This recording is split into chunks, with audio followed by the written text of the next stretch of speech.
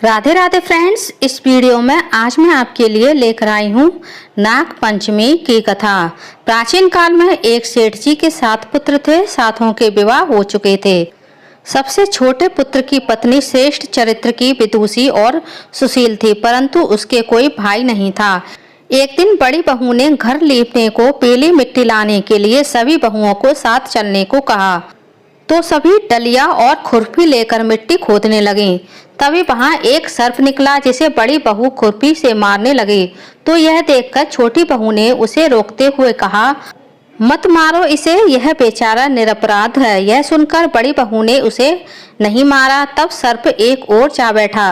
तब छोटी बहू ने उससे कहा, हम अभी लौटकर आती हैं, तुम यहाँ से मत जाना। यह कहकर वह सबके साथ मिट्टी लेकर घर चली गई और वहाँ कामकाज में फंसकर सर्प से जो वादा किया था उसे भूल गई। उसे दूसरे दिन वह बात याद आई तो वो सबको साथ लेकर वहाँ पहुंची और सर्प को उस स्थान पर बैठा देखकर बोली, सर्प भैया नमस्कार। सर्प ने कहा, तू भैया कह चुकी है इसलिए तुझे छोड़ देता हूँ, नहीं तो झूठी बात कहने के कारण तुझे अभी डस लेता। वह बोली, भैया मुझसे भूल हो गई, उसकी क्षमा मांगती हूँ। तब सर्प बोला, आज से तू मेरी बहन हुई और मैं तेरा भाई हुआ, तुझे जो मांगना हो मांग ले। वह बोली, भैया मेरा कोई नहीं है, अच्छा हुआ जो तू मेरा भाई बन गया।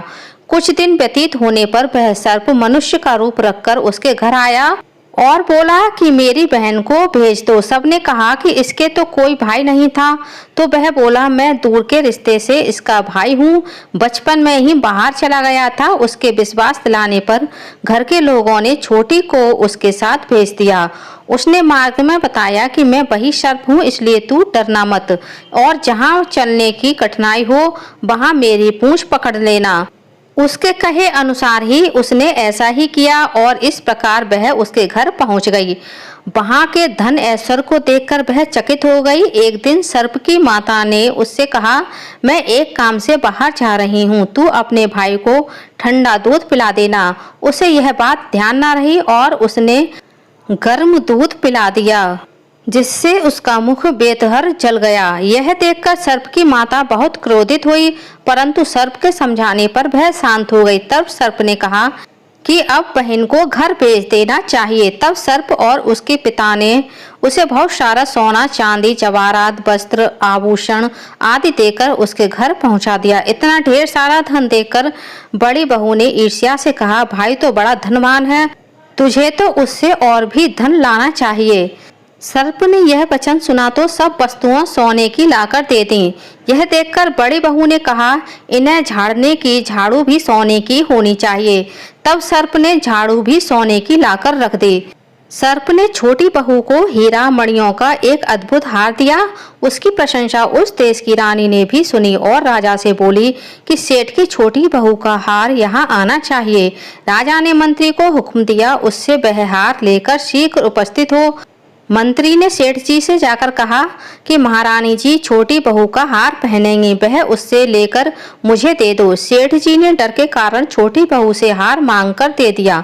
छोटी बहू को यह बात बहुत बुरी लगी। उसने अपने सर्प भाई को याद किया और आने पर प्रार्थना की, भैया रानी ने मेरा हार छीन लिया है, तुम कुछ ऐसा करो कि जब वह हार गले में रहे तब तक के लिए सर्प बन जाए और जब वह मुझे लौटा दे तो वह हीरों और मणियों का हार बन जाए। सर्प ने ठीक वैसा ही किया। जैसे ही रानी ने हार पहना वैसे ही वह सर्प बन गया। यह देखकर रानी चीख पड़ी और रोने लगी।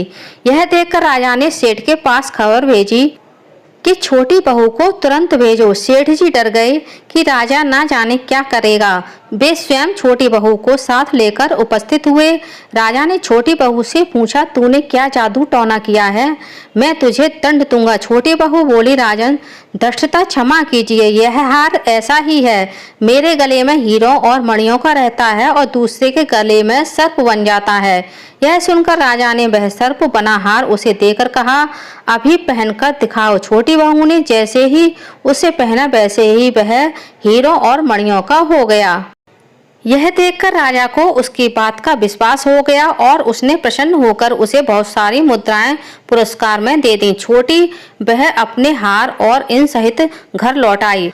उसके धन को देखकर बड़ी बहू ने ईर्ष्या के कारण उसके पति को सिखाया कि छोटी बहू के पास कहीं से धन आया है। यह सुनकर उसके पति ने अपनी पत्नी को बुलाकर कहा, ठीक ठीक बता कि यह धन तुझे कौन देता है। तब वह सर्प को याद करने लगी। तब उसी समय सर्प ने प्रकट होकर कहा, यदि मेरी धर्म बहन के आचरण पर संदेह प्रकट करेगा तो मैं तुझे खा लूंगा। यह सुनकर छोटी बहू का पति बहुत प्रसन्न हुआ और उसने सर्प देवता का बड़ा सत्कार किया। उसी दिन से नाग पंचमी का त्योहार मनाया जाता है और स्त्रियां सर्प को अपना भाई मानकर उसकी पूजा करती हैं। बोलिए नाग देवता की।